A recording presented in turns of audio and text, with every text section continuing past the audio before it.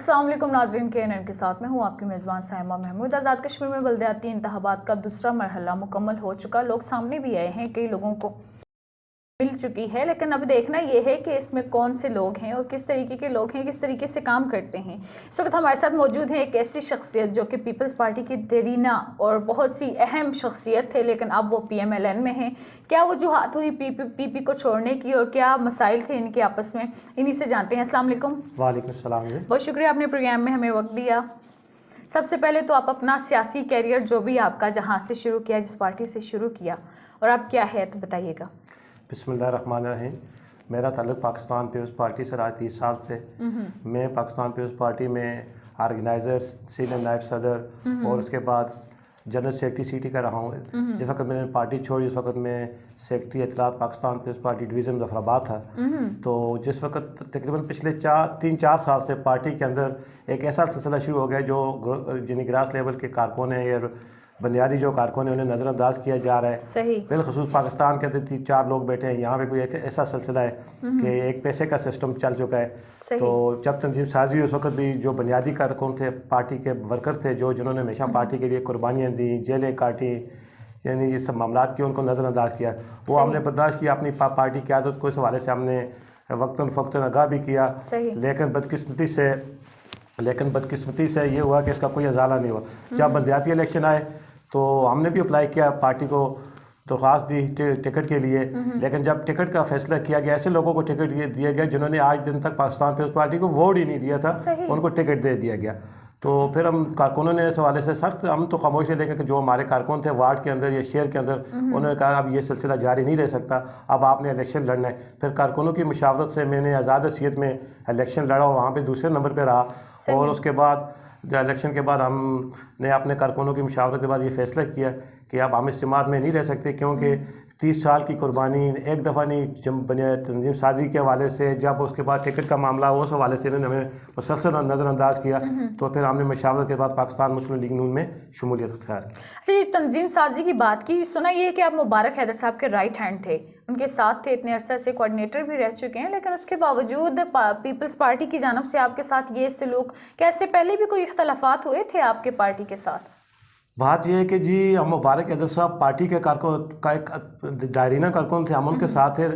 तो उनकी पार्टी के साथ जो बस्ती थी उस वजह से हम उनके साथ जा रहे थे, क्योंकि उनका एक राइट बनता था टिकट के हवाले से भी। जब टिकट का मामला उनका चला, बड़ी मामलात मुश्किलात हुई, लेकिन उन्हें टिकट मिला और उन्होंने उस वक्त तकरीबन 7,000 वोट लिए। लेकिन उसके बाद तंजीम साजी यहाँ पर मुजफ्फराबाद के जो मामला थे वो टिकट होल्डर थे, स्टेक होल्डर थे, उनकी मुशावरत के साथ होनी चाहिए, लेकिन यकसर नज़रअंदाज करके यहाँ कमेटी बना दी गई। ऐसे लोगों को कमेटी बना दी गई जो कि पार्टी में अभी शामिल हुए थे, या तो इससे पहले जब भी कहीं ऐसे मामलात होते थे, जो डिवीज़न या सिटी की जो तंजीम है वहाँ के लोग बैठते थे, कमेटी बनती थी, उनकी मुशावरत से मामलात होते। फिर मरकज़ के अंदर 2-3 लोग ऐसे थे, उन्होंने उनको बीच में डाला, उन्हीं के मद से मामलात के जिक्र करवाए, जिस पे मुबारक हैदर साहब भी मेरा ख्याल है पार्टी से इतने खुश नहीं है, लेकिन मजबूर है, वो पार्टी से चाह रहे हैं, उनकी अपनी एक होगी। लेकिन मैंने ये फैसला कर लिया कि अब इस पार्टी के साथ अब चलना मुश्किल हो गया, क्योंकि हम एक सियासी कारकुन हैं, गरीब कारकुन हैं, हमारे पास इतने पैसे हैं नहीं कि हम किसी को आगे पैसे दे के कोई टिकट लें या कोई ओहदा लें। तो हम अपने वर्क और अपने काम की बुनियाद पे जो पार्टी के लिए करते हैं, दिन रात हमारा लोगों के साथ एक तरह के दिल से मेहनत करते हैं उन लोगों के लिए। अच्छा बताइए, आपने पीपल्स पार्टी जब छोड़ी, PMLN में शमूलियत इख्तियार की, क्या PMLN की किसी शख्सियत ने आपको बुलाया था, आपको मदऊ किया था कि आप हमारे साथ ज्वाइनिंग दें, या आप खुद अपनी मर्जी से उनके साथ गए थे? नहीं, मेरे साथ उनका रब्ता, जब टिकट नहीं मिला उन्होंने मुझे कहा कि हम आपको PMLN का टिकट दें, तो मैंने कहा नहीं, मैं आज़ाद हैसियत में इलेक्शन लड़ूंगा। इफ्तिखार गिलानी साहब ने रब्ता किया, उनके और लोग हैं उन्होंने रब्ता किया, PTI की तरफ से भी मुझसे भी रब्ता किया गया, लेकिन मैंने उस वक्त यही फैसला किया कि दोस्तों ने कहा कि आप आज़ाद इलेक्शन लड़ें, तो उसके बाद हम ये फैसला करेंगे। अच्छा, जैसा कि आपने बताया कि आप PMLN से हैं, तो अब देखने में ये भी आ रहा है कि PMLN का ही मेयर या डिप्टी मेयर सामने आ रहे हैं। तो आपका जो इतने सालों का तजर्बा है, 30 साल का तजर्बा है, आप काफ़ी मजबूत कैंडिडेट रह चुके हैं PP के, तो किस हद तक कारआमद साबित हो सकता है आपका ये तजर्बा उन लोगों के लिए? इंशाअल्लाह ताला मेयर इंशाअल्लाह ताला पाकिस्तान मुस्लिम लीग नून का ही होगा। इफ्तिखार गिलानी साहब जिसे नामज़द करेंगे, हम सब लोग उसका साथ देंगे और हम पूरी कोशिश करेंगे कि उनके साथ उनको चलाने में, उनके साथ उनकी रहनुमाई करने में, जब उन्होंने हमसे जो राय मांगी हम उनको देंगे। जो तजवीज़ होगी, बिलखसूस शहर के अंदर सफाई के हवाले से बहुत मसाइल हैं। मेरी तो यही तजवीज़ होगी, सबसे पहले आके वो शहर की सफाई के हवाले से कोई इकदाम करें। उसके बाद सब्ज़ी मंडी का एक अहम इशू है, स्लाटर हाउस का है। ये जो मसाइल हैं तो उनको मैं तजवीज़ भी दूंगा, लेकिन अगर वो मशावरत करेंगे इंशाल्लाह, मशावरत के साथ हम इंशाल्लाह ताला शहर की खूबसूरती के लिए। क्या आप खुद को मेयर या डिप्टी मेयर के अहल समझते हैं? नहीं, जिस तरह इफ्तिखार गिलानी साहब जो पार्टी के पुराने लोग हैं, देखा जाए तो अब इतने पुराने मतलब के कारकुन हैं, पुराने खिलाड़ी हैं, पुराने खिलाड़ियों को तो हर कोई उठाता है। आपको जाहिर बात है ये हो भी सकता है। अगर ऐसा हुआ तो उस सूरत में आपके क्या तासुरात होंगे अपने पार्टी के लिए? बात तो ये है कि जी मुझे इन्होंने जो टिकट दिया मकसूद में अभी तकरीबन महीना हुआ शामिल हुआ। ये इनकी इफ्तिखार गिलानी साहब और मुस्लिम लीग नून की मैं क़यादत का शुक्रगुजार हूँ, उनका शुक्रिया अदा करता हूँ। और मैं आपको ये बात बताऊँ, जब उन्होंने मुझे टिकट दिया कि जमात में से किसी एक बंदे ने भी ये एतराज़ नहीं किया इनको टिकट क्यों दिया, क्योंकि इनके पास पुराने लोग भी थे जो इनकी जमात में थे। लेकिन इन्होंने एक सियासी कारकुन होने की हैसियत से मेरी हौसला अफजाई की, मैं उनका मशकूर हूँ। तो आइंदा भी इंशाल्लाह ताला जो जिम्मेदारी जो मुझ पर डालेंगे, जो कहेंगे काम, इंशाल्लाह ताला आमिर शहर की खूबसूरती के लिए, दारुल हुकूमत की खूबसूरती के लिए इफ्तिखार गिलानी और मुस्लिम लीग नून की टीम कैसे बनकर काम करेंगे। अच्छा फयाज साहब, आपने अपने पहले सवाल के जवाब में बोला था, बल्कि दूसरे सवाल में भी आपने इस चीज़ का जिक्र किया था कि हमारे पास इतने पैसे नहीं हैं कि हम पैसे दे के अपनी सीट खरीदें। तो क्या अब भी मुजफ्फराबाद के अंदर, पाकिस्तान में तो है, ये सुना था कि लफाफाबाजी चलती है, मुजफ्फराबाद में भी, आज़ाद कश्मीर के अंदर भी ये चीज़ किस हद तक है? आज़ाद कश्मीर में हम बदकिस्मती से हमारे जो फैसले होते हैं वो वहाँ जाके होते हैं। तो ये लोग वहाँ जाके जो चंद एक लोग हैं उनको देते हैं, वहाँ से ये एक सिलसिला चल पड़ा। ये गलत है, ये नहीं होना चाहिए, क्योंकि जो सियासी कारकुन है उसकी मेहनत, उसके तजर्बे और उसकी जो जमात की बस्ती है उसको देख के फैसले करना चाहिए। मैं कहूँगा ये लोग भी इस्लाह करेंगे पाकिस्तानी पार्टी, बल्कि सब जमातों के अंदर ये होना चाहिए कि जमात का जो कारकुन है, जो जमात के साथ दिन रात खड़ा रहता है, उसकी उस मेहनत और उस अहलियत को देख के इन्हें फैसले करने, जबकि पैसे वाले को देख के नहीं चाहिए करने चाहिए। साहब ये बताइएगा कि जो लफाफाबाजी चलती है, इससे मैं सिर्फ ना सिर्फ मैं पीपल पार्टी की या PMLN की बात नहीं कर रही, मैं तमाम तर पार्टीज़ की बात कर रही हूँ, चाहे वो पाकिस्तान की हो या आज़ाद कश्मीर की। लफाफाबाजी और ये जो सब चीज़ें चलती हैं, ब्रीफ केस और ये सब चीज़ें, इससे किस हद तक नुकसानात होते हैं पार्टी के जो देरीना कारकुन होते हैं उनके हक में? इसका बहुत नुकसान होता है। जो पार्टी वर्कर होता है वो जब ये नीचे वार्ड की सतह से ऊपर आता है, उसे पता होता है लोगों क्या मसाइल है, क्या मामलात हैं, वो जब आगे जाते हैं उनके लिए काम करते हैं। ये जो लोग पैसे दे के तो नहीं पता होता इनके अवाम के मसाइल का। ये तो सिर्फ फिर अपने वो जो ड्राइंग रूम के हद तक होते हैं, सियासत ने उन लोगों से ना वास्ता पड़ता है, ना उनके पास जाते हैं। तो इससे इसी वजह से आप देख लें कि पाकिस्तान के अंदर भी जो सियासी कारकुन है ना, वो अब तकरीबन ख़त्म हो चुके हैं। बस जब भी आप देखें इसी तरह के लोग आगे आते हैं तो वो पैसे के बलबूते पे उनके अवाम के अंदर कोई फोटो नहीं होती। जब कोई इशू होता है, कोई तहरीक होते है, देखें ये 10 लोग भी अपने साथ बाहर नहीं निकाल सकते। अच्छा, इस चीज़ का हमारी जमहूरियत और हमारी सियासत पर किस कदर असर हो सकता है? किस कदर हमारी चीज़ें, आज़ाद कश्मीर की जमहूरियत या जो भी है हमारी एक मुल्क का तसलसल, किस हद तक मुतासर हो सकता है इस चीज़ से?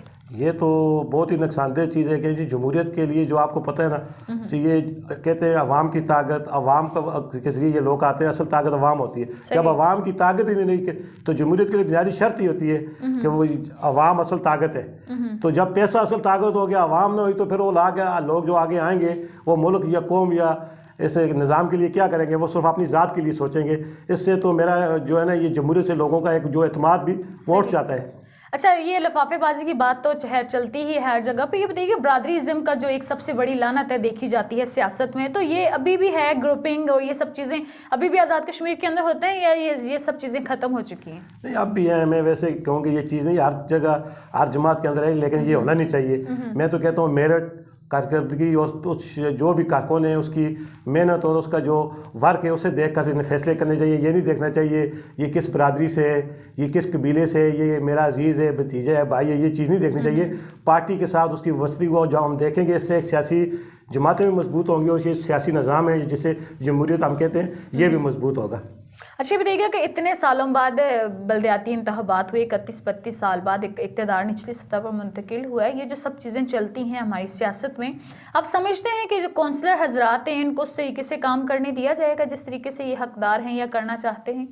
मुझे लगता तो नहीं, आप देख लें अब 3 माह से ज़्यादा कर हो चुका है इलेक्शन के हुए, अभी जाके ये मखसूस सीटों को अभी डिप्टी मेयर वाला मामला नहीं हुआ। अगर ये संजीदा होते ये फ़ौरन हलफ करवा के ये सारे मामला कर देते।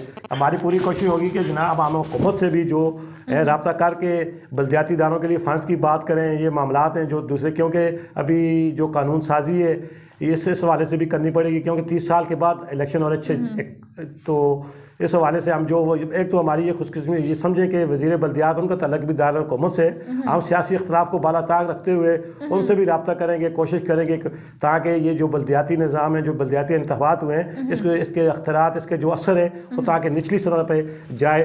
तो उस शुरू में जाएगा जब यहाँ इन लोगों के पास फ़ंड होंगे। जब फ़ंड ही नहीं होंगे, मामलात नहीं होंगे, तो ये मामलात मुश्किल है। क्योंकि मैं बल्दिया के अंदर आ भी हूँ, इस वक्त भी तकरीबन 80-90 लाख के लगभग जो है वो मकरूज़ है म्यूनसिपल कॉर्पोरेशन। जिस वक्त हम जाएंगे, अभी ये मेरे अंदाजे से कह रहा हूँ, लेकिन जब जाएंगे फाइलें देखेंगे तो फिर अंदाज़ा होगा। डीजल पेट्रोल की मद में वर्क चार्ज वगैरह वहाँ लगे हैं, उनके हैं, बाकी और इस तरह के मामलात हैं। तो अब बल्दिया के अपने सोर्स ऑफ इनकम है नहीं है कितने के। अच्छा, आपने डीजल पेट्रोल और इन सब चीज़ों की बात की और साथ में ये भी बताया कि बल्दिया इतने लाख रुपयों का मकरूज है, तो क्या आप नहीं समझते कि हमारी सरकारी खजाना, जो हमारी जो सरकारी लोग हैं, इनकी जो गाड़ियाँ और इनका ये सब जो प्रोटोकॉल होता है, जो आउट ऑफ नीड होता है, जिनकी ज़रूरत तो नहीं होती लेकिन उसके बावजूद इतना ज़्यादा होता है, चाहे वो सेक्रेटरी हो चाहे वो कोई आला ओहदेदारान हो, उनका प्रोटोकॉल तकरीबन इक्वल ही होता है। आप नहीं समझते कि इस चीज़ पर अगर काबू किया जाए, इस चीज़ को कंट्रोल किया जाए, तो काफ़ी हद तक हमारा आज़ाद कश्मीर तरक्की कर सकता है? आपकी बात दुरुस्त है। अब तो वैसे भी हालात पाकिस्तान के आप देख लें माशी लिहाज से बहुत ही ख़राब हैं। अब तो इस तरफ ज़्यादा तवज्जो देनी पड़ेगी हमें, अपने प्रोटोकॉल वगैरह दूसरे जो अखराजात हैं इनमें कमी लानी पड़ेगी, गैर तरक्याती जो अखराजात हैं। तो म्यूनसिपल कॉर्पोरेशन के लिए ये भी है कि ये जो तरक्याती फ़ंड MLA साहिबान को मिलते हैं, तो ये भी कोशिश करें ये ज़िला council, municipal corporation, union council के सारे लोगों को मिले, ताकि ये लोग यानी पूरे नहीं उनका कोई हिस्सा इनको दिया जाए। जाहिर बात है, बल्दियाती इंतखाबात हुए हैं, आप लोग कौंसलर मुंतखब हैं, तो वो तो ऑटोमेटिकली कि आप लोगों के पास ये चीज़ आ जाएगी। इससे ये जो आपके पास इक़्तिदार आएगा, आपके पास जो निचली सतह का इक़्तिदार है, आपके पास फंड्स आएंगे। जाहिर बात है जो MLA हजरात को फंड्स मिलते थे वो अब आप लोगों में मुंतकिली होगी, क्योंकि पहले एक पूरे एरिया के लिए MLA को मिलता था। अब ये है कि हर गली मोहल्ले से काउंसलर मुंतखब हुए, उन्हें वो फंड मिलेगा। तो इससे किन लोगों को फ़ायदे होंगे और किन लोगों को नुकसानात होंगे? अल्लाह करे आपकी बात जो है पूरी हो, लेकिन ऐसा नहीं है, क्योंकि अभी तक जो कानून इस हवाले से कानून साजी की ज़रूरत नहीं की है। ये अख्तियार तो इन्होंने अभी जब जाएंगे, मतलब आपके कहने का ये मतलब है कि कानून साजी अभी तक नहीं हुई, फंड्स के हवाले से कोई कुछ नहीं कह सकता कि मिलेंगे या नहीं। हाँ जी, बिल्कुल सही। अभी इस हवाले से हम नहीं कह सकते। इस सिलसिले में हम कोशिश करेंगे और बल्दिया के अंदर जितने कौंसल साहिबान ख्वाह जो उनका तल्लक किसी भी जमात से हम इकट्ठे होकर इस जो हुकूमत के लोग हैं इनसे भी मिल के कोशिश करेंगे ताकि ये चीज़ें जो है ये मामलात हल हो। हम जो लोगों से वोट लेके जो लोग आए हैं वो उनके मामलात वो मसाइल गली कूचों के वो हल करें। अच्छा, फंड्स ना मिलने की वजूहात क्या बन सकती हैं इस टाइम आज़ाद कश्मीर की सियासत को मद्देनजर रख के, आप बता सकते हैं अगर? तो एक तो जो ना कानून साजी, इसमें कह रहा हूँ ये इससे कानून साजी करनी पड़ेगी, क्योंकि ये जो 30 साल के बाद इलेक्शन हो रहे हैं, असल तो इलेक्शन ये इसीलिए हो भी नहीं रहे थे कि ये चाहते नहीं थे कि ये अख्तियार निचली सतह पे जाए। जब फंड वगैरह और लोग निचली सतह पे आ जाएंगे, आपको पता है फिर आवाम का राब्ता इनके साथ रहेगा। सही है। तो ये तो एक सुप्रीम कोर्ट के मैं चीफ जस्टिस साहब का मशकूर हूँ, उन्होंने इस हवाले से ज़बरदस्त जो है ना एक इकदाम किया जिस वजह से ये इलेक्शन हुए, वरना ये इलेक्शन का मुझे नहीं लगता था कि ये होते। अच्छा बताइए कि हुकूमती जो किरदार है उसको किस नज़र से देखते हैं बल्दियाती इंतखाबात में, ओवरऑल पूरी सियासत में? हुकूमत ने भी मेरा ख्याल है कि सुप्रीम कोर्ट के प्रेशर की वजह से ये इलेक्शन करवाया, वरना वो भी इतनी मुखलिस नहीं थी इलेक्शन करवाने में। तो अब हो गए, तो लेकिन मेरी अब हुकूमत से भी ये रिक्वेस्ट होगी कि वो चलो इतना बड़ा एक अच्छा क्रेडिट अगर वो लेना चाहते हैं तो इस हवाले से वो ये जो फंड्स वगैरह हैं दूसरे मामलात इस सिलसिले में ये साथ तावन करें, जितने भी आज़ाद कश्मीर के अंदर म्यूनसिपल कॉर्पोरेशन ज़िला कौंसिल के अंदर जो लोग आए उनके साथ, ताकि जाके उनको इसका क्रेडिट मिलेगा, वरना खाली इंतख़ाबात करवा के दे के इनको लोगों को बिठाने से ये मामलात हल नहीं होंगे। आप इस वक्त एक मजबूत कैंडिडेट हैं, ये बताइएगा कि जो PDM है आज़ाद कश्मीर के अंदर, ये किस हद तक कामयाब होगी? ये अब मैं क्या कह सकता हूँ, अभी तक तो देख लें जो PDM ने फैसला किया, ये जो हमारा जनरल नशिस्तों पे हुआ है इस पर PDM का फैसला था, उस वजह से तो आपने देखा है पीपल्स पार्टी और नून लीग जहाँ जहाँ थे इन्हें इसका फ़ायदा हुआ, मिल के चले। और मुझे उम्मीद है कि आगे भी ये क़यादत का फैसला है, तो ज़ाहिर है क़यादत के फैसले को मान के आगे चलना पड़ता है। ये हमारे या निचले लेवल कारकुनों के बस की बात नहीं है, ऊपर जो बैठी है वो फैसले करते हैं। लेकिन अभी तक इसका फ़ायदा जो हुआ हमने देखा है, ये जो मखसूस सीटों में इंतखाबात हुए नून लीग को भी और पीपल्स पार्टी को भी। अच्छा, आप लोग जो काउंसलर हजरात मुंतखब हुए हैं इस शहर के अंदर, इस टाइम आज़ाद कश्मीर के अंदर देखा जाए तो हर यूटिलिटी स्टोर पर गुंडागर्दी हो रही है, दुकानों पे लोग अपनी मनमानी रेट्स चला रहे हैं, ये सब चीज़ें हो रही हैं। आप लोग किस हद तक इकदाम करेंगे तमाम तर काउंसलर हजरात? जाहिर बात है आप लोगों की मुशावरत होती है, एक टेबल टॉक होती है, आपस में मुशावरत तो करते ही आप लोग के किस तरीके से सिटी के हालात को बेहतर किया जाए, तो इस हवाले से किस हद तक आप लोग इकदाम करेंगे? बात है इसीलिए हम ये कह रहे हैं कि 3 माह हो चुके हैं इलेक्शन को, अभी तक ये मरहला आवाज़, पहले इन्होंने हलफ ही नहीं लिया, लेट लिया, फिर दोबारा अभी मेयर डिप्टी में जितनी जल्दी ये सारा सिलसिला मुकम्मल करें ताकि मेयर बैठे, जो मेयर होगा फादर ऑफ सिटी होगा, फिर ज़ाहिर है वो शहर के मामलात ये दूसरे से सब उसकी जिम्मेदारी हम उसके साथ जो होंगे, ज़ाहिर है इसके वक्त 36 वार्डों में से 36 काउंसलर उसके साथ होंगे, तो ज़ाहिर हर जगह से जो मामलात, जिस तरह आपने स्टोरों की बात की, वो अपने मसाइल उनके सामने रखे, उस हवाले से हम जो मुतल्लिका इंतज़ामिया के ये जिनके ज़िम्मे ये लोग आते हैं, तो हम उनसे बात करेंगे कि वो लोगों को ये सहूलत फराहम करें, जहाँ कहीं शिकायत होगी उस हवाले से हम उनके खिलाफ कोशिश करेंगे और मुतल्लिका अथॉरिटी तक वो शिकायत पहुँचाएँ। अच्छा, व्यास साहब फ़र्ज़ किया कि अगर कोई ऐसा मेयर सामने आता है जो कि किसी को भी कबूल ना हो, लोगों को कबूल ना हो, सियासी लोगों को कबूल ना हो, कि ये बंदा इस अहल नहीं था लेकिन ये मेयर सामने है, तो सूरत में सियासी वर्कर्स जो हैं उनका क्या रद्द-ए-अमल होगा, क्या किरदार साजी होगी उनकी?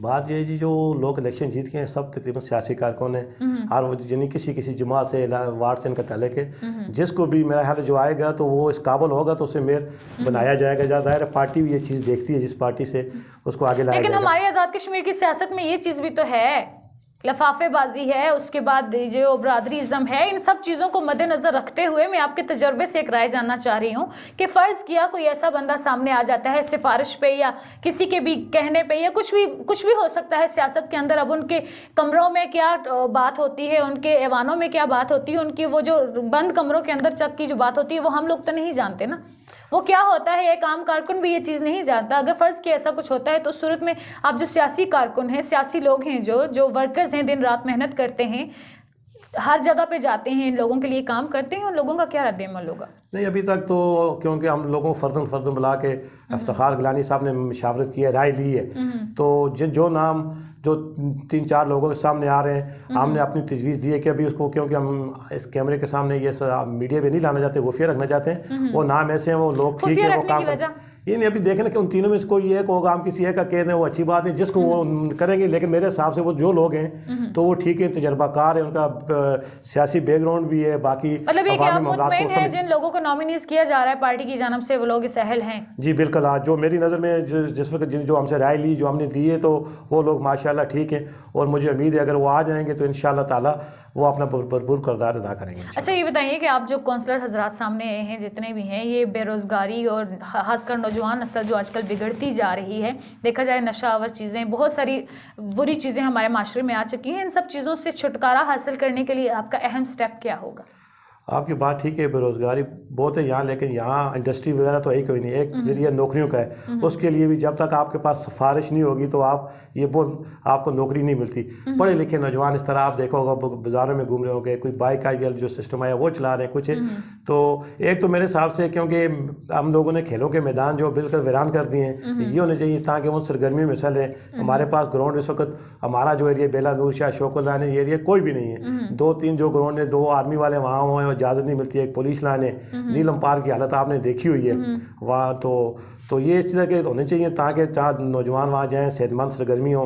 जब उन्हें नहीं मिलता मौका, वो जाते हैं होटलों में कि कोनों में बैठ के वहाँ बैठते हैं दोस्त अहबाब के साथ, तो वो नशे वगैरह पे लगते हैं। तो मेरा तो ये कि ये भी तजवीज़ होगी जो हमारा नीलम पार्क है, हम जब भी आएंगे इंशाल्लाह कोशिश करेंगे उस हवाले से हुकूमत से भी बात करें, क्योंकि पिछले दिनों वज़ीर बल्दियात साहब ने ऐलान भी किया था वहाँ पार्क के हवाले से, तो हम उनको वो वादा भी याद दिलाएंगे और कोशिश करेंगे कि उसकी बहाली के लिए इक़दाम किए। अच्छा, आज़ाद कश्मीर के अंदर कई इतने इलाके हैं जहाँ पे फसलें, फ्रूट और हर चीज़ वाफर मिकदार में पाई जाती है। आप नहीं समझते हैं कि एग्रीकल्चर के हवाले से अगर काम किया जाए तो बहुत सारे बेरोज़गार नौजवानों को रोज़गार भी मिल सकता है? और हमारे आज़ाद कश्मीर के अंदर इस वक्त जो आटा, सब्जियाँ और उन सब चीज़ों की महंगाई की वजह से बहरान है, इस पर भी कंट्रोल किया जा सकता है। जी बिल्कुल ठीक, आपने ये बात की है, यानी कि इस वक्त आप गाँव में चले जाए ना, वहाँ भी देखें तो वो खेत वीरान पड़े हैं, वरना ये शहर बेलानूशा के साथ साथ जो त्यार लगते थे, यहाँ पे हम देखते फसलें होती थी, अब लोगों ने ये सिलसिला ख़त्म कर दिए। ये शुरू होना चाहिए, जब ये शुरू होगा ना तो इंशाल्लाह ताला ये जो मसाइल इस पर ज़्यादातर जो महंगाई के जो आप कैसे शुरू करेंगे जब उनके पास बीज बोने के लिए पैसा ही नहीं होगा, फंड ही नहीं होगा, खाद उनको नहीं मिल रही,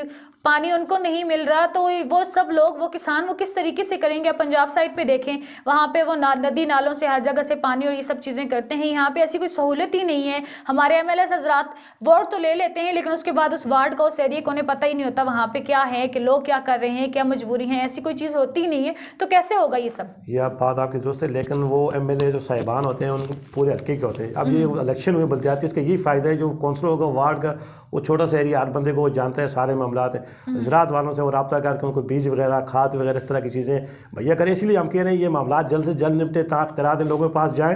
ये छोटे छोटे मामलात जो आप बता रहे हैं, ये इंशाअल्लाह ताला ये हल हो सकते हैं, क्योंकि इन लोगों का रब्ता रहता है, एक जगह में रहने वाले सुबह शाम 10 दफ़ा मिल सकते हैं। जबकि एमएलए साहिबान का पूरा आज़ाद कश्मीर में होता है, वो को वज़ीर बन जाते हैं, तो उनके पास टाइम इतना नहीं रहता, फिर इलेक्शन के नज़दीक जाकर उन्हें याद आता है। सब वक्त की बहुत कमी है। मैं आखिरी सवाल आपसे पूछना चाहूँगी कि आप अपने लोगों, सवाल तो नहीं है, एक पैगाम ही दिलवाना चाहूँगी, आप अपने आज़ाद कश्मीर के तमाम तर नौजवानों को, नौजवान नस्ल खास करके जो आजकल भटक चुकी है, उन लोगों को क्या पैगाम देना चाहेंगे? अपनी ख़वातीन को, अपने तमाम तर लोगों को क्या पैगाम देना चाहेंगे? मैं तो अपने नौजवान जितने भी जो साथी हैं, जो बहनें हैं, जो माएँ हैं, सब के लिए यही पैगाम है, इस वक्त जो हम मुश्किल हालात से गुजरे हैं, हम सबको इसमें अपना अहम रोल अदा करना चाहिए और कोशिश करनी चाहिए कि जिस तरह ये घर के अंदर पहले मैंने देखा था कि घर के अंदर से छोटे छोटे मामलात ये होते थे, लोगों को सब्ज़ी, ये दूसरी तीसरी अनाज वगैरह और करते थे, वो करें। और नौजवान बिलखसूस जो है ना, नौजवान पढ़ लिख के इस मुल्क की तरक्की और तमीर में अपना किरदार अदा करें। और ख़ासकर ये जो हमारी लीडरशिप आगे आ रही है, कोशिश करें कि